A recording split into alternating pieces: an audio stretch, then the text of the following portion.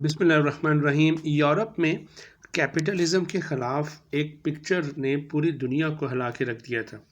اگر آپ اس پکچر کو ذرا غور سے دیکھیں تو آج پاکستان کی بھی پکچر تقریباً اسی طرح کی ڈپکٹ ہوتی ہوئی نظر آئے گی۔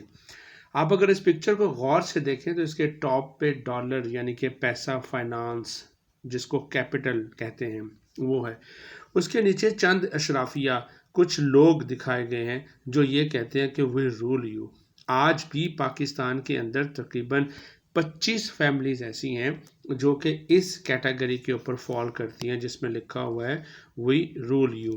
اور باقی تقریباً 70 to 80% جو پاکستان کے اکنامک ریسورسز ہیں وہ انہی فیملی کے پاس ہیں۔ اور اسی طرح انڈیا کے اندر تقریباً 3% براہمن کمیونٹی ہے، اس کے پاس ہے، اور اسی طرح پوری دنیا کی تقریباً 10% پاپولیشن ہے، اس کے پاس ہے۔ So basically these are the people who rule the world and these are the people who rule the Pakistan and the India also۔ اس کے بعد ابھی اپنے رول کرنے کے لیے اپنے نیچے رکھتے ہیں کچھ مذہبی لوگ، یعنی کہ ان سے فتوے جاری کرواتے ہیں۔ کبھی ان سے اگر آپ ہندوازم کی بات کریں تو اس کے ہندو فرقے کے اندر بہت سارے ایسے معاملات ہیں جو کہ ان مذہبی لوگوں سے لیے جاتے ہیں، اور اسی طرح پاکستان کے اندر بھی بہت سارے علماء کرام ہیں جو کہ اپنی جان بچانے کے لیے اور اپنے مذہب کو بیچتے ہیں۔ تیسرا، اگر پہلی لیئر میں آپ دیکھیں کہ پیسہ ہے، دوسری لیئر میں وی رول یو، تیسرے لیئر میں بتایا گیا وی فول یو۔ یورپ کے اندر جب ان کے پوپ تقریباً پیسے کی لالچ میں اپنے رولر کی حامی بھرنا شروع ہو گئے تھے تو وہ بیسیکلی عوام کو جعلی فتوے جاری کر کے عوام کو بیوقوف بناتے تھے اور ان کو آپس میں لڑواتے تھے، اور ڈیوائڈ اینڈ رول کی پالیسی سے پوری دنیا کو وہ رول کرتے رہے، اور same is the case in Pakistan also happening right now. اس کے بعد اب ٹاپ پہ تو پیسہ ہے، دوسرے نمبر پہ وی رول یو، تیسرے نمبر پہ وی فول یو، اور چوتھے نمبر پہ we shoot you. Strong army, strong police force, strong law enforcement agency, strong ججز، یہ بھرتی کیے جاتے ہیں اور پھر ان سے پورے کے پورے ملک کو رول کروایا جاتا ہے۔ اگر آپ دیکھیں تو پاکستان کے اندر بھی تقریباً سیم سچویشن ہے۔ اس وقت پاکستان کی جو پولیس فورس ہے وہ بیسیکلی اپنے انٹرسٹ کو یا لا کو امپلیمنٹ کرنے کی بجائے وہ بیسیکلی کیپٹلسٹ لوگوں کو سرو کر رہی ہوتی ہیں۔ چوتھے نمبر پر جو ایک اس لیئر کے اندر ہے وہ ہے یہ بیوروکریسی، پالیسی میکرز، اور دوسرے جو گورنمنٹ کے منسٹرز ہوتے ہیں، M P M N As ہوتے ہیں، وہ تمام کے تمام یہاں پر آ کر وہ فال کر رہے ہوتے ہیں، جو کہ بیسیکلی پالیسیز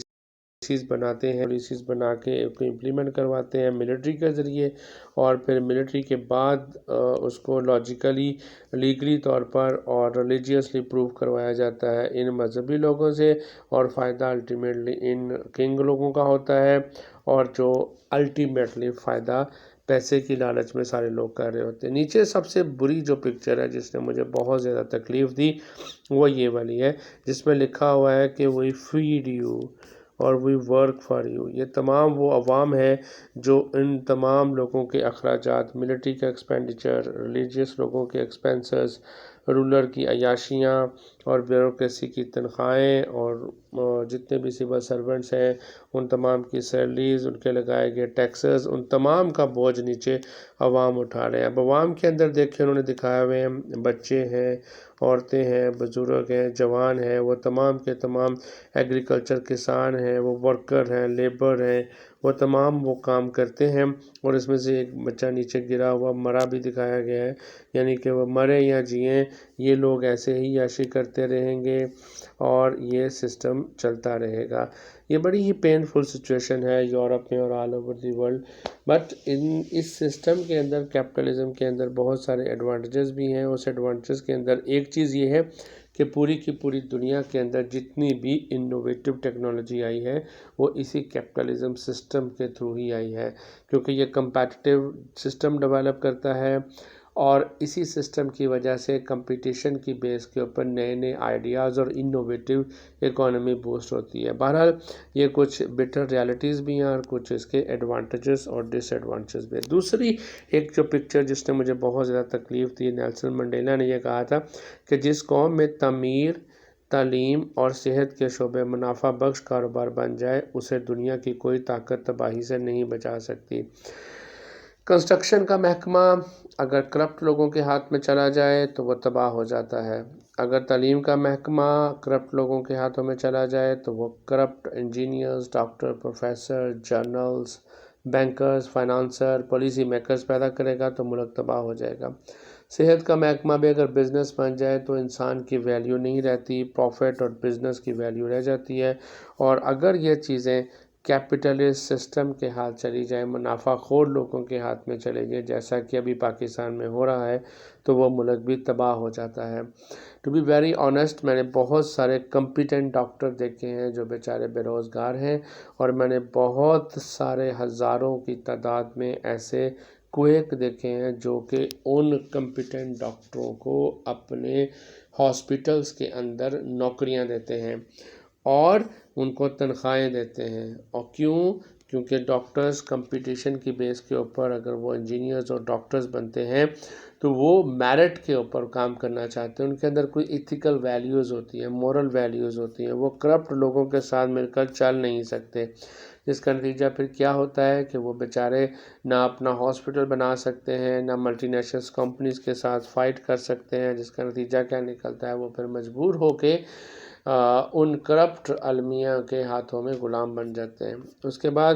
تیسری ایک پکچر جس نے بہت ہی خطرناک سچویشن میرے سامنے لے کے آیا، اور وہ یہ ہے کہ کیا حقیقت میں ہم نے تاریخ سے کچھ سیکھا ہے یا نہیں۔ تاریخ سے ہم نے کچھ نہیں سیکھا، ہم تاریخ کو بار بار دہراتے ہیں، ہم تحریک کو بار بار رپیٹ کرتے ہیں، اور وہ جاہل قومیں ہوتی ہیں جو تاریخ کو رپیٹ کرتی ہیں، اس سے سبق حاصل نہیں کرتی۔ ورلڈ وار ون سے جرمنی نے بہت بڑا سبق سیکھا، اور وہ سبق یہ تھا کہ اس نے ہٹلر کے جیسے لیڈر پیدا کر کے جو ٹریٹی آف ورسیل تھی اسے انکار کر کے جرمنی کو دوبارہ ایک یورپ کی سپر پاور بنوایا۔ لیکن انفارچونیٹلی ورلڈ وار ٹو جو کہ شروع میں تقریباً یورپ پورا فتح کر چکا تھا، جرمنی ورلڈ وار ٹو کے اینڈ پہ جا کے جرمنی ہار گیا وہ جنگ، لیکن اس کے فوراً بعد جرمنی تقریباً جس کا 80 to 90% انفراسٹرکچر تباہ ہو چکا تھا، 40 to 50% پاپولیشن اس کی ختم ہو چکی تھی، پھر بھی اس نے بہت بڑا سبق حاصل کیا کہ ودن 10 ایئرز وہ دوبارہ یورپ کی سپر پاور بن گیا، اور اگلے 40 سال تک یورپین یونین سمیت پورے کے پورے یورپ کی ٹاپ اکانومی میں اس کا شمار ہوتا تھا۔ تو کچھ لوگوں نے ہسٹری سے سبق حاصل کیا، کچھ لوگوں نے نہیں۔ Pakistan is the only nation in the world جو ہسٹری رپیٹ کرتی ہے، اور وہ ہسٹری سے سبق حاصل کبھی بھی نہیں کر سکتی۔ اس کا بیسک مقصد ہی ہمارا وہ سوشل اینڈ کلچرل ویلیوز ہیں جو کہ آؤٹ ڈیٹڈ ہو چکی ہیں۔ ہمیں ری جنریشن چاہیے اپنے کلچر کی، ہمیں ری جنریشن چاہیے اپنے مورل ویلیوز کی، اور ہمیں ری جنریشن چاہیے اپنے ریلیجن کی بھی آلسو، جس کو علامہ اقبال نے بھی اپنے ری جنریشن آف ریلیجیس تھاٹ میں کہا تھا۔ اینی ہو، تو جاپان نے بھی بہت بڑا ورلڈ وار ٹو کے بعد سبق حاصل کیا، لیکن پاکستان نے وہ سبق حاصل نہیں کیا۔ 1971 کی جنگ جس میں پاکستان بہت بری طرح شکست کھایا تھا، دنیا کی تاریخ میں میں کہتا ہوں اتنی بڑی شکست شاید ہی کسی ملک کو ہوئی ہو جتنی پاکستان نے یہ شکست بیئر کی تھی۔ اس کی سب سے بڑی وجہ یہ ہے کہ ہم نے 93,000 ہمارے پاکستانی سولجرز نے انڈیا کے سامنے سرنڈر کیا تھا، اور ان کی تمام کے تمام عوام کے سامنے ان کو ہتھیار ڈالنے پر انڈین آرمی نے مجبور کیا تھا، اور ساتھ میں ہمارا سب سے بڑا صوبہ اکانومی کا، یعنی کہ تقریباً پاکستان کی میں کہتا ہوں 70% اکانومی اپنی جو ایکسپورٹ کی انکم تھی وہ ہمیں پٹسن سے جوٹ کی سیل سے حاصل ہوتی تھی، رائس سے حاصل ہوتی تھی، جو کہ ہمیں بنگال پیدا کر کے دیتا تھا، لیکن ہم نے ان کی قدر نہیں کی اور اٹ بیکم بنگلہ دیش، اور آج وہ بنگلہ دیش بن کے ایشیا کی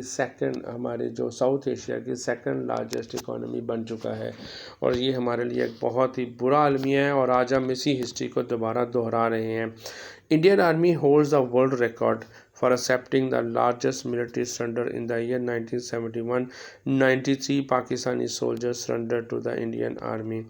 یہاں پر بھی ہمیں بہت زیادہ صبر کرنا پڑا تھا، ادروائز شاید ہمارے بہادر جوان یہاں پر بھی کوئی کارنامہ دکھا دیتے، لیکن انفارچونیٹلی بدقسمتی یہ ہے ہمارے عوام کی، ہماری فوج کی بھی میں کہہ سکتا ہوں کہ ہم نے ہسٹری سے، تاریخ سے کوئی سبق حاصل نہیں کیا۔ تاریخ کی سب سے بڑی سرنڈر اور اتنا بڑا لاس کرنے کے باوجود بھی ہم دوبارہ پھر اسی سچویشن میں کھڑے ہیں جس میں ہم 1971 میں تھے۔ چوتھی پکچر بہت ہی خطرناک ہے، مزدور ڈے پہ بنانے والا بندے نے تو کمال ہی کر دیا اس پکچر کے اندر۔ اس نے کہا تھا کہ مزدور یعنی کہ لیبر ڈے کے اندر صرف لیبر چھٹی پہ نہیں تھا، باقی تمام لوگ چھٹی پہ تھے۔ اینی ہو، تو کی جانے یار فریدہ، روٹی بندہ کھا جاندی ہے، بالکل کوئی شک نہیں ہے اس میں۔ خون پسینہ محنت مزدوری کر کے بیچارہ 1000 روپیہ 1200 روپیہ اپنی 8 گھنٹے کی مزدوری لے کے جاتا ہے، لیکن یہ بندہ بھی اتنا ہی ٹیکس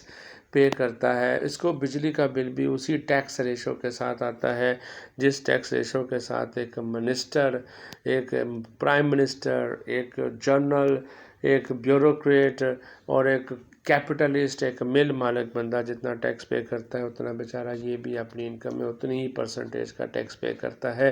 یہ بہت خطرناک المیہ ہے۔ اس کے بعد آگے ایک بہت عجیب و غریب سی پکچر جس نے حیران کر کے رکھ دیا۔ ہمارے سندھ کا ایک علاقہ ہے، اس کو کچے کا علاقہ کہا جاتا ہے، جس میں بنجر بیابان سرزمین ہے۔ یہ لوگ کچھ باغی ہوئے حکومت کے خلاف کہہ لیں، پولیس کے خلاف کہہ لیں، انہوں نے ہتھیار اٹھائے ہوئے۔ حکومت پاکستان نے ان پولیس کو ان کچے کے ڈاکوؤں کو پکڑنے کے لیے 3 ارب روپے دیے ہیں، تو اس کے اوپر ایک بڑی زبردست سوچ کی عکاسی کرتا ہے کہ کچے کے ڈاکوؤں کے خلاف پولیس آپریشن کے لیے 3 ارب دینے کی بجائے اگر ڈاکوؤں کو 1 ارب دے دیے جاتے تو وہ خود ہی کچا خالی کر کے پکے ڈاکوؤں کی طرح دبئی، لندن، بیلجیم شفٹ ہو جاتا ہے۔ یعنی کہ جس طرح ہمارے وزیر خارجہ اسحاق ڈار کے بیٹوں کے پلازے، مرسڈیز بینز گاڑیاں اور اربوں ڈالر کی پراپرٹی ان کی باہر کے ملکوں میں پڑی ہوئی ہے، اور تقریباً 700 بلین US ڈالر کرپشن کا پاکستان کا سوئس بینک میں پڑا ہوا ہے۔ انبلیویبل انفارمیشن ہے۔ بہرحال پھر بھی ہم اگر ان سے سبق حاصل نہ کریں تو تباہی ہمارا منتظر ہے۔ اس کے بعد اس پکچر نے تو میں کہتا ہوں کہ حد ہی کر دی، ختم کر دیا سب کچھ اس پکچر نے۔ ہماری سسکیاں بھی چھین لیتے ہیں، ہماری ہچکیاں بھی چھین لیتے ہیں، وہ قرضہ بھی ہمارے نام کا لے کر ہماری روٹیاں بھی چھین لیتے ہیں۔ ایک ماں ہے جو بھوک اور افلاس سے مرے ہوئے بچوں کو اپنی گود میں لیے بیٹھی رو رہی ہے، پٹ رہی ہے، اور اپنا منہ بھی چھپائے بیٹھی ہے، کسی کو دکھانے کے قابل بھی نہیں، اور سفید پوشی کی وجہ سے کسی کے سامنے ہاتھ بھی نہیں پھیلا سکتی۔ اور بچے معصوم، کتنے خوبصورت بچے ہیں، اور ان کی آنکھیں دیکھیں، ان کے آنسو دیکھیں، ان کی چیخ و پکار دیکھیں۔ انہی بچوں کو روٹی کھلانے کے لیے ہمارے اشرافیہ، ہمارے بڑے لوگ قرضہ لیتے ہیں IMF سے، ورلڈ بینک سے، اور لیتے وہ خود ہیں، عیاشیاں خود کرتے ہیں، اور عوام کو روٹی تک نہیں دیتے۔ بہرحال اللہ تعالی ہمیں صبر و جمیل عطا فرمائے اور ہمارے ملک کو وہ ملک بنا دے جو ہمارے بنانے والوں نے سوچا تھا۔ ایک ایسی اسٹیٹ، ایک اسلامک ویلفیئر اسٹیٹ بنا دے جو ہمارے قائد اعظم محمد علی جناح نے سوچا تھا، جو علامہ اقبال نے سوچا تھا۔